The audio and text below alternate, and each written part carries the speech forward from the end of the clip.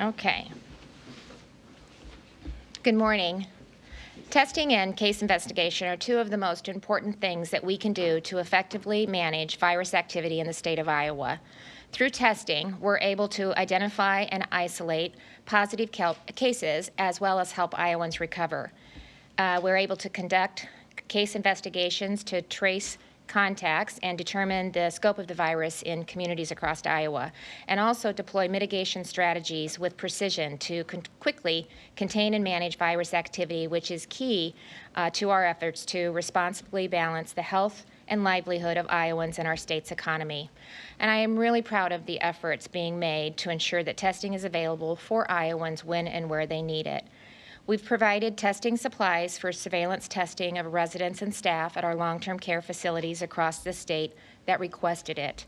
And we provided tests and assistance for community-based testing initiatives. We've deployed strike teams to conduct targeted surveillance testing in communities where virus activity is increasing, with the goal of getting in front of a potential outbreak and, again, working to contain it. Today, a long-term care strike team is in Bremer County, conducting diagnostic and serology testing for up to 1,100 employees of long-term care facilities in the area. Through Test Iowa, we've now made it possible for any Iowan to be tested at drive-through sites located across the state. We're actually up and running in 10 areas at this time. Nearly 15,000 Iowans have now been tested at a Test Iowa site. Yesterday alone, 2,258 Iowans were tested, which is a new daily record. As of 8:30 this morning, more than 2,700 appointments were already scheduled for today. At some test sites yesterday, severe weather made it necessary to temporarily close, so if you were scheduled to test yesterday but unable to make it to your appointment, just bring your QR code to the site at your convenience and you will be tested. By expanding testing for Iowans, we're also expanding what we know about the virus in Iowa. We're able to track data in real time and monitor trends over time so that we can see changes in virus activity as they're occurring, understand why, and determine the best course of action to get back on track with customized solutions, and also track areas of the state that would benefit from increased access to testing. To date, more than 139,000 Iowans, have been tested for COVID-19 for a per capita rate of 1 in 23 Iowans and about 4.4% of our total population. In the month of May alone, more than 88,000 Iowans have been tested, which equates to about 2.8% of our population. And the CDC has asked us to put together a test plan with the goal of planning to test at least 2% of our population each month. So we should have the capacity to be able to do that. This week, Test Iowa is opening up 4 new sites to provide testing in areas where access is needed. Today in Sioux Center, tomorrow in Marshalltown, and Friday in Council Bluffs. Also opening today is a unique Test Iowa site, our first in partnership with a regional health system. The site is in West Burlington, and it is a collaboration between the state of Iowa and the Great River Health to serve the people and communities of Southeast Iowa. So today I've asked Matt Wenzel, who's the president and CEO of Great River Health, to join me and share why bringing Test Iowa to West Burlington was so important to better meet the healthcare needs of the region. Hi, Matt. Thanks for joining us today, and I appreciate the partnership. Yeah, thank you. Thank you, Governor. At the onset of this global pandemic is we established our mission here at Great River Health. And that was and continues to be to this day is to protect our patients and employees and provide fact-based information to our community. And our mantra during this time continues to be to remain calm, deal in facts, know the plan, and execute upon the plan. And what you've allowed us to do is to get tests in the hands of clinicians to save lives.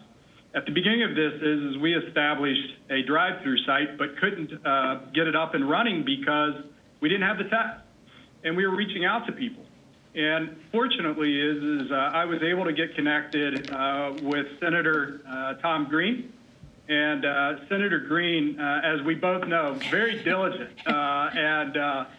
Through his diligence has got us in touch with Paige Thorson, who has just been amazing. So you've got a great staff with you. And she took a chance on us. And we pitched this idea of saying, hey, let's work together through a public-private partnership because we've got the drive-through. We just need tests. Yeah. And so she took that on and ran with it.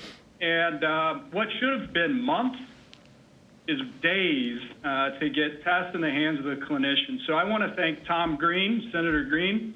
I want to thank Paige Thorson. And I want to thank you for having the vision to test Iowans to save lives and for us to be able to be a small part of creating a model in Southeast Iowa and then having that go across the state. Lastly is my comment about it should have taken months and it took days was because of Paige and your team, and also is team members here at Great River Health that took this on and just ran with it. And so there's so many people I'd like to thank, but I just don't have the time because I suspect you'd cut me off after about 10 minutes. So with further ado, I'm going to turn it back to you, and thank you for helping us save lives in Southeast Iowa and across Iowa, Governor. Oh, thanks, Matt. I am so grateful to you and the opportunity is available to serve this area.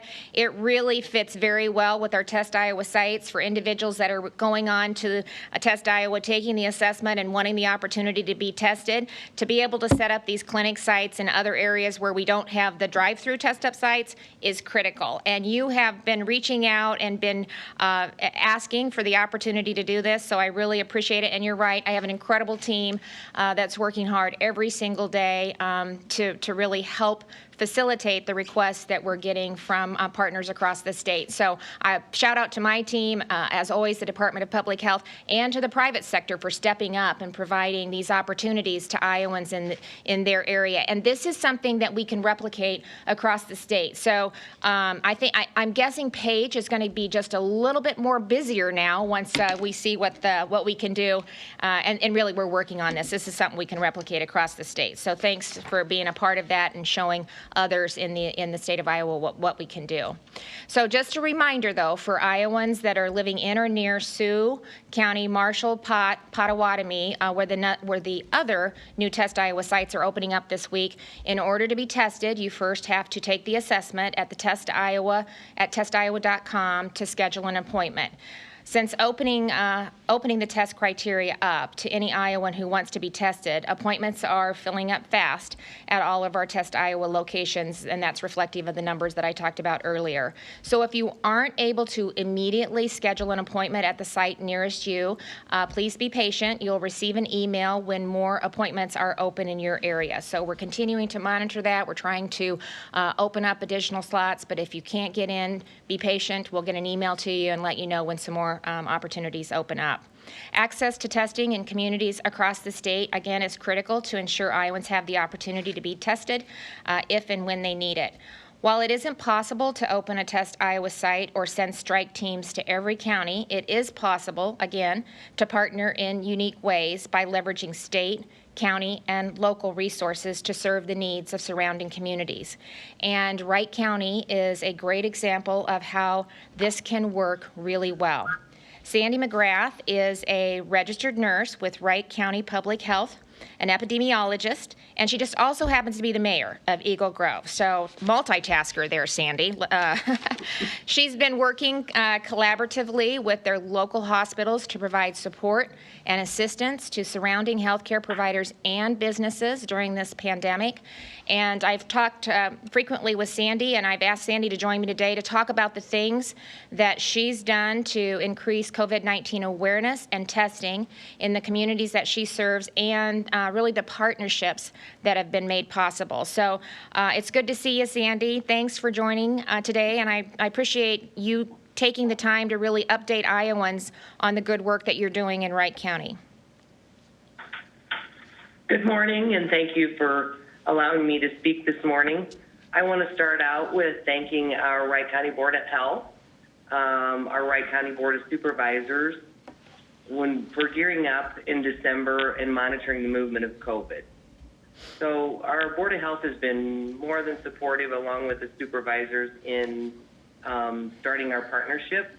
Iowa Specialty Hospitals and Dr. Smith are key partners coming together as a team in our community so we can share resources, messaging, testing in Wright County in response to COVID. Dr. McLaughlin and Dr. Brindle have been excellent advisors and partners, and we could not have accomplished what we've accomplished so far without all of our assistance and teamwork. Back in February, the Wright County Health Department, along with the Board of Health, Board of Supervisors, emergency managers, and Iowa Specialty met, recognized that there was a concern. We discussed resources, responses, and prevention. We started communication and teamwork excuse me, which helped us be successful in our testing and contact tracing. Early on, we felt that that was important and a vital role in slowing the spread. We opened up our Emergency Operations Center in preparation for COVID-19. We then added our city administrators, law enforcement, and EMS. During that time, we reviewed our resources, excuse me, and what facts we had and focused on prevention. This includes types of businesses, community partners, care centers, and vulnerable populations. We started to identify any vulnerability, which would include dense population, areas of congregate living, areas of working with limited ability to alter practices, areas of gathering in community and organizations for meals, to change shift, entrance, exit points, sending areas, geographic areas of widespread known or suspected COVID, populations with heavy commuter traffic or association with widespread COVID community, family contacts or significant others that are working in an area of known concern, language barriers and culture differences in ride shares. With that, we then reached out to large employers and engaged them in reviewing their operations for vulnerabilities. With that education starting early and the partnerships and working well with our industries, Prestige would have to be our poster child. Back at the end of March, they reached out because they identified a vulnerability during their screening process for employees. That identification then created an importance to start testing. At that time, there was some limited supply in testing. Iowa Department of Public Health, Governor Reynolds, and Center for Acute Disease Investigation were very helpful in getting us the supplies to start testing.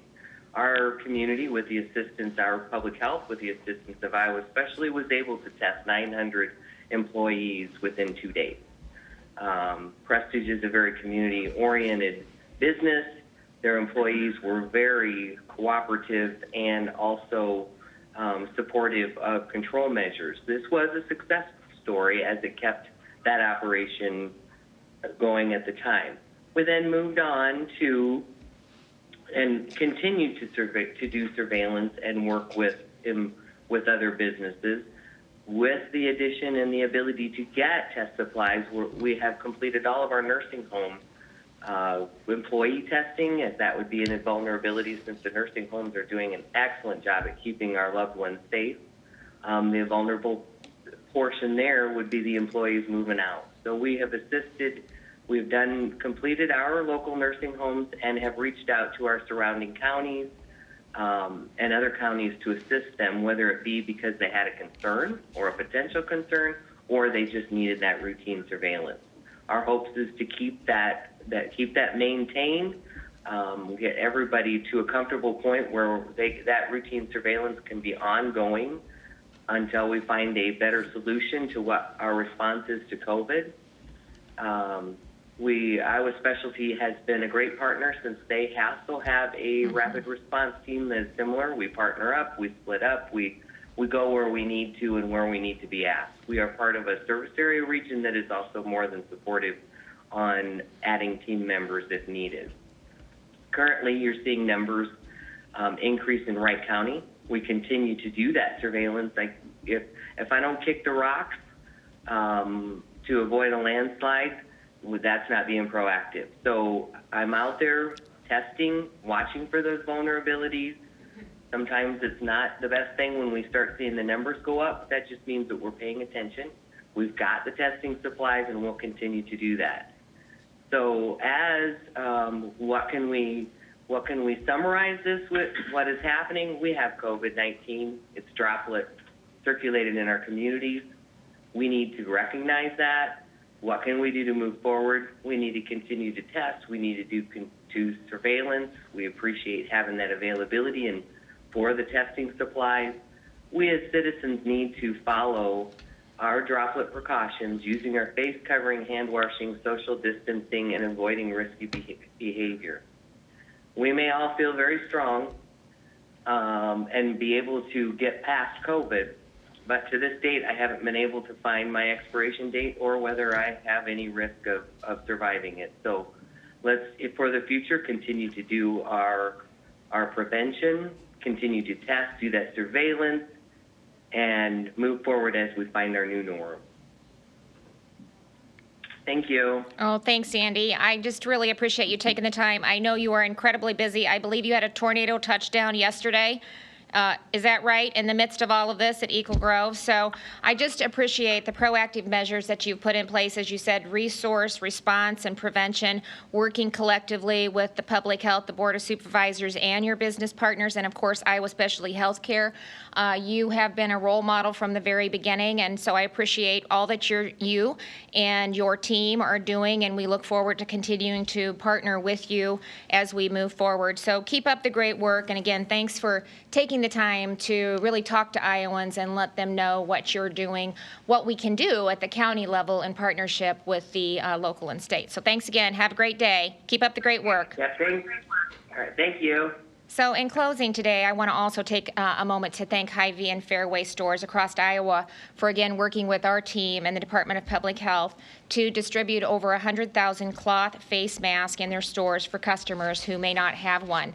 The masks were generously produced and donated by Hanes through FEMA to the state of Iowa. So the Cotton Defender masks are machine washable so that Iowans can reuse the mask for daily activities if they choose. Hy-Vee stores began distributing the mask yesterday, I believe, and Fairway will begin distribution through their stores today. So masks will be provided to customers on a first-come, first-served basis while the supplies last, but they are doing that. They started yesterday and today. So with that, we will open it up for questions. Governor, is there an outbreak at a food production facility in Storm Lake, given the excessive spike in cases in Buena Vista County? So we have not confirmed that yet, but again, what I said earlier, Kay, is with our ability to track virus activity on a daily basis, that really does kind of give us the information we need to know where we potentially see a hot spot or a potential spike. And if we can, that's when we move the testing into that area, start to really identify the scope of the virus activity, where it is maybe stemming from, and how we can proactively get in front of it. So at this point, they have not met the criteria, but we're testing to make sure that we understand what the scope of that is and how we can start to isolate those that are testing positive, immediately start the case investigation so that we can get the negative individuals separated, look at how we separate the shifts and how we continue to move forward to minimize as much as possible the effect of a potential spike. When do the residents of Storm Lake who don't work at the facility get to know that there's an outbreak? Well, you want to talk about that? The Department of Public Health will confirm an outbreak when we've identified at least 10% of the employees at a particular location, in particular types of locations like congregate settings where social distancing is not possible at work. So once we have identified 10% of their employees have tested positive, that's the determination that Dr. Padati has made in terms of when it's time to announce that there's been an outbreak at a facility like that. But when do you announce it? Yesterday we learned that the outbreak that you identified for me yesterday was known on the 11th of May. Yeah, so we've been announcing them at these press conferences as the questions have been asked. So, and the local public health is also working with the community, so that would be an opportunity also for the community residents to understand the scope of the virus. So again, this is a partnership that's taking place, not only from the state, but the county, right down to the local governments. And as you heard Sandy talk about, they're very engaged at a community level to make sure that they're doing everything that they can to contain and mitigate and manage the spread of the virus. So it's a little bit different than the long-term care facilities where the close proximity of living, the ability to isolate, to make sure that we're addressing the situation. But as questions arise, we've been able to address those at the press conferences. Governor, you said that Test Iowa means that any Iowan can get tested, but we're hearing from people with disabilities who are struggling to make access of those because of either they're in a wheelchair or they can't drive for other reasons. They've been told that they should take a taxi or an Uber to those locations so that they can drive through them. They can't walk up, but that could risk exposing the Uber driver. What's the answer for these people who can't drive to Test Iowa sites? Well, I think the first thing that I want to say is we need to make sure that Test Iowa is not the only testing option. We have a whole host of options. It's another tool in the toolbox. So friends, family, see if they can help get them to a facility. They also have the option to be tested through clinics and hospitals. Our FQHCs have been tremendous partners across the state in providing testing opportunities. I talked to, after we got the question at one of the other press conferences, I had a Supervisor Bramley from Monona County call and just make me aware of the fact that the Siouxland Regional Transit Service, which she sets on the board as a board of supervisor, they still provide, they're still running rides for individuals that have needs. So maybe again, check with your local public health, check with your board of supervisors to see what's available. So, you know, and also we had Suresh from the University of Iowa Hospital the other day talk about what their efforts to get home test kits to individuals that had to be at home. So there's just not one option that's available to Iowans. We have to look at the host of options that we have. State Hygienic Lab, the Abbott test. So let's look at it in the context of what's available and figure out a way to provide a solution for individuals instead of just focusing on just one element of what we provide for Iowans.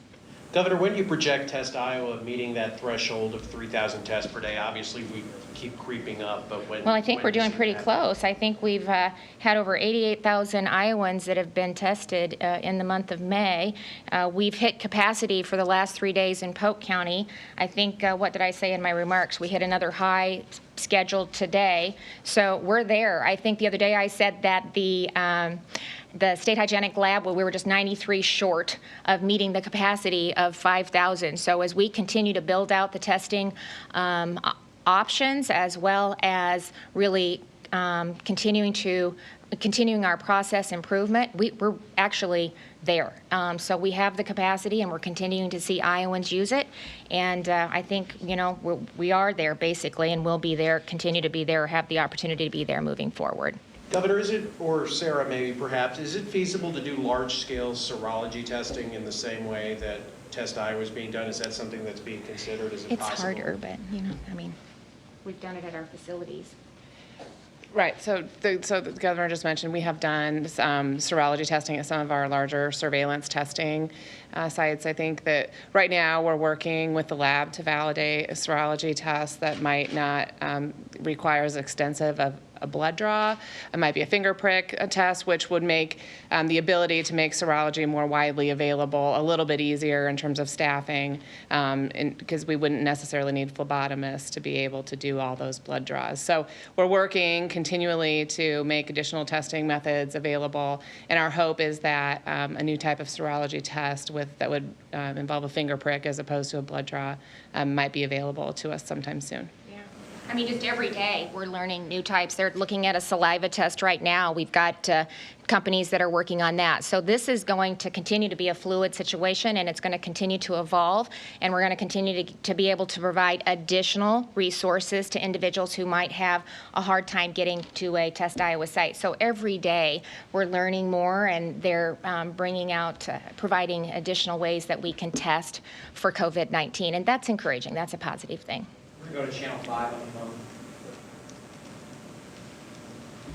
Hi, good morning, Governor. Hi. The White House recommended governors ensure all nursing home residents and staff get tested for the coronavirus in the next 2 weeks. That deadline did pass on Monday. Did Iowa meet those recommendations? Well, I think it was a recommendation. And secondly, Sorry, I didn't know you were done. sorry, I thought you were done. I'm sorry. Go ahead. Okay. And secondly, will the state consider reporting outbreaks at senior living facilities, especially those that have dementia units? I'll let you take that one. So, you know, I had indicated we had started early on doing surveillance testing with our long-term care facilities and made those available. We actually called most of the facilities, especially the ones that were on the watch list, to let them know that we had the testing available. There were multiple ways in which we could help them facilitate that. So we've got a fairly good start to that process. We sent another email out, Ken, with the Department of Public Health, sent an email yesterday to all of our long-term care facilities so that we can understand understand how many have already tested, not only through us, but some of them can do it through other means, through their own facilities, so that we have some sense of what that baseline looks like, and then how we can move forward in really getting a complete baseline of our long-term care facilities, and then continuing to monitor that moving forward. So we've got a good start on the process. We have the capacity to do the testing. We just need to know what has been done, where the gaps are at, and then we'll put a plan together to address that. And I've asked that that be done sooner rather than later. So we've got people working on that round the clock to make sure that we can get that baseline done, so that we can continue to do everything we can to provide our long-term care residents and those individuals, the healthcare providers who are taking care of our residents. Do you want to talk about that? I forget the second question. Yeah, so I think the question was about announcing outbreaks at other sorts of facilities, like assisted living facilities. Right now, we announce outbreaks at long-term care facilities when we have at least 3 residents who have tested positive for the coronavirus. And at this point in time, we don't have existing plans to change how we're doing that reporting. We're going to go to Iowa Public Radio. Hi, Governor. Kay mentioned the jump in cases in Buena Vista County. With a new outbreak like this, will you take any additional steps to prevent the spread of the virus there? For instance, will you allow your latest proclamations to take effect there? Or what additional steps would you consider? Yeah, no, as you said, our ability to track the virus and really move testing into the hotspots, just like you heard the mayor talk about in Wright County and Eagle Grove, what that does is as we do more testing, especially as we move into what potentially may be a hotspot, it helps us identify the numbers. It helps us, start immediately the contact tracing or case investigation, so we can understand the scope and make sure that the Iowans in the area are aware of what we're seeing, and provide them the additional information to be cautious when they're out in the community. So right now, I talked to Dr. Padati this morning. They're monitoring the numbers in BV and Wright. She continues to be fine with what we're seeing, but we're going to continue to monitor them, get the individuals who are testing positive isolated, get them on a path to recovery, and start to continue to see how we mitigate and move through managing and containing the virus within the counties. We're just continually seeing it move west too, as it's done across the United States. We're actually seeing virus activity continue to move west through the state of Iowa. We've got time for 2 more questions. Dave Price, go ahead. Good morning, Governor. Can you tell us a little bit more about, you were talking about capacity with testing. Can you talk about where things stand with the contact tracing, what the game plan is for that? Yeah. Maybe how you decide which cases you go after and try to track down where it started, where it spread, that kind of thing? Oh, well, we're using case investigation and contact tracing for all positive tests. That's part of the plan, and that's really a critical component of managing and mitigating and containing virus activity. So right now we've been able to utilize Title 32 and the National Guard. We have about 150 soldiers who are helping us with contact tracing. As we start to prepare and look at how we continue to manage and maintain COVID-19 in the state of Iowa until or if a vaccine is discovered, we know that we have them through June. I've asked the administration, in addition to all of the other governors in the state, to extend that at least through the end of July, but we are putting processes in place in case that doesn't happen. And so we're utilizing some of the CARES funding, working with the Department of Public Health to, if we have to, bring on additional people to do the case investigation and contact tracing. We'll be able to utilize the additional dollars that just came in to meet the requirements of testing. Some of those dollars can be used for contact tracing or case investigation as well. Last question, Aaron Lee News. Thanks, Governor. Can you, or maybe if it's Sarah because it's the department, can you just explain, to follow up on some of the earlier questions, the rationale, the decision making behind waiting for reporters to ask about outbreaks versus just identifying them when you have that data? I think sometimes it takes us a little bit of time to pull together the information and to understand whether there has been an outbreak in a particular facility. So it also provides an opportunity for the business to independently, outside of having to do it at a press conference, to notify their communities, as Purdue Farms did, gave them the opportunity to take the lead in making that notification. And so in every time we have positive cases, as the governor mentioned, we do contact tracing and case investigation. And so part of that case investigation is asking who were your close contacts. And if you've had close contacts at work, we contact those people that have been in close contact with a confirmed case. So there's work that goes on to notify people who have been in close contact with a confirmed case outside of merely announcing an outbreak at a press conference. That's a really good point. I forgot that through that we actually do make the contacts with the individuals who have potentially been exposed. And then I just want to remind Iowans too, I was trying to find the note, the COVID tracking project actually did give Iowa an A+ for the quality of data that we have on our website. So we are really trying very hard to provide Iowans with an incredible amount of data to be as transparent as possible. And it was recognized by the COVID tracking project, and Iowa was only one of 10 states that actually got that A+. So, you know, we can always do better. We're always looking at the information we're getting, making sure that we're protecting the privacy of Iowans while trying to provide Iowans with the information they need to also ensure their safety. Kay, I seen you kind of look. When you talk about, they released a press release indicating to Iowa, to the area that they were testing. Sioux Center folks say they did not know there was an outbreak in their community. Yeah. And you have a special relationship with Sioux Center. You had your last campaign rally of 2018 in Sioux Center. Yeah. And they didn't learn. You said a few minutes ago that, you know, once you learn there's an outbreak in your community, you can take special steps as a person to guard yourself against catching it if it's out in the community.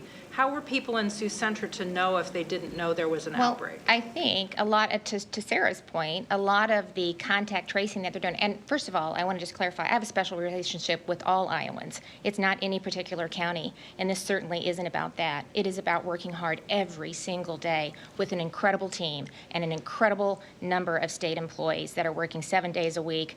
I'd like to say 10-hour days to do everything they can to make sure that we're keeping Iowans safe. And that has been our goal from the very beginning. And they're doing an incredible, incredible job. So as we've done along this whole process, we are working very hard to keep Iowans informed and try to let them know what's going on. So, you know, maybe our local public health is another way that we can get that information to the community because it's isolated.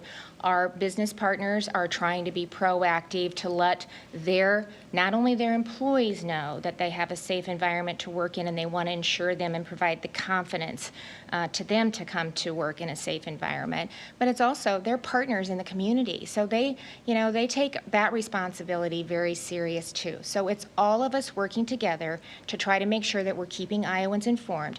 And through the contact or case investigation, we also, I kind of forgot about that. I mean, you're identifying individuals that they've been in contact with. So you start that process of letting them know that there potentially could be an outbreak in that community. But I hear you. So we can take a look at our local partners and see if there's a better way that we can keep Iowans informed about what's going on, because that serves us all. You know, really, that's how we, you know, can be mindful of others, take extra precautionary measures, and maybe that means wearing a face mask when you go out, or just thinking about it a little bit differently if we know the virus activity is kind of increasing a little bit. So I appreciate your question. Thank you.